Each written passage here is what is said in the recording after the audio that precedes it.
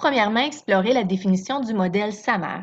Tout d'abord, le modèle SAMAR, conçu par Ruben Puententera en 2006, est un modèle théorique fondamental qui consiste en différents paliers d'intégration des technologies selon plusieurs niveaux d'efficacité pédagogique. Ce modèle se présente sous forme d'une grille de référence en 4 étapes qui permet à l'enseignant de s'interroger par rapport à l'utilisation des outils numériques en classe et sur la plus value espérée. Le premier palier est le volet de la substitution, qui est l'acquisition d'un outil informatique ou dit numérique qui remplace un outil non numérique existant pour effectuer la même tâche qu'avant. Prenons par exemple le logiciel PowerPoint, un outil numérique qui remplace le tableau noir ou le projecteur d'acétate des outils non numériques. Ce stade est alors l'introduction du numérique en classe. Le deuxième palier est le niveau de l'augmentation, où l'outil numérique apporte des fonctionnalités additionnelles permettant une efficacité accrue.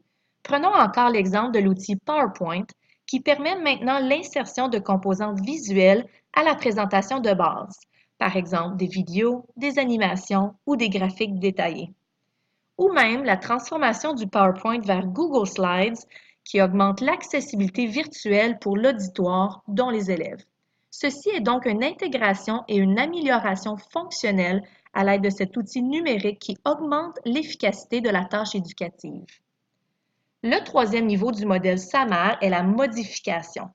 Quand l'outil numérique permet de modifier entièrement le processus d'exécution d'une tâche éducative donnée qui serait impossible ou trop difficile sans le numérique.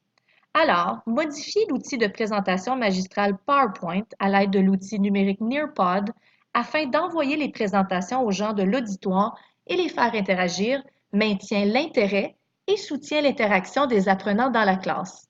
De plus, envoyer la présentation sur le tableau blanc interactif est aussi un très bel exemple de cette étape de la modification. Le numérique transforme alors la classe.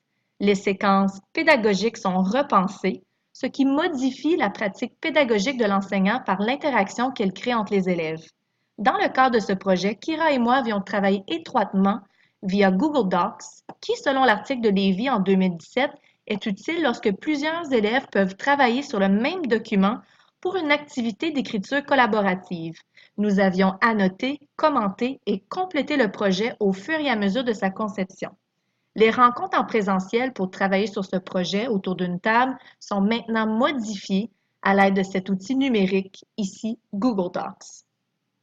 Le dernier et le plus important des paliers du modèle SAMAR est la redéfinition, qui permet la création de tâches entièrement nouvelles et impossibles sans l'apport de l'outil numérique.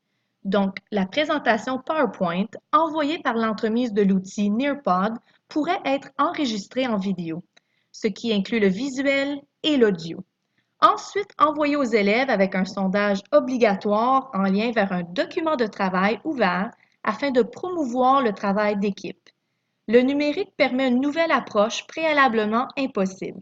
Cette dernière étape est celle qui permet de mettre en œuvre de nombreuses compétences telles que la créativité, la collaboration et la communication. Pour l'enseignant, c'est le moment d'analyser les tâches qui n'auraient jamais été possibles auparavant et ainsi évaluer l'apport du numérique. En partant d'une tâche éducative donnée, à l'aide de ce modèle, on évalue l'impact de l'utilisation de la technologie afin de permettre une amélioration de l'enseignement, qui comprend spécifiquement les stades de substitution et de l'augmentation. Le modèle SAMAR amène donc une transformation de la tâche éducative et de la pratique en salle de classe, à l'aide des paliers de la modification et de la redéfinition. Cette transformation est alors une source d'un meilleur apprentissage selon Puententera.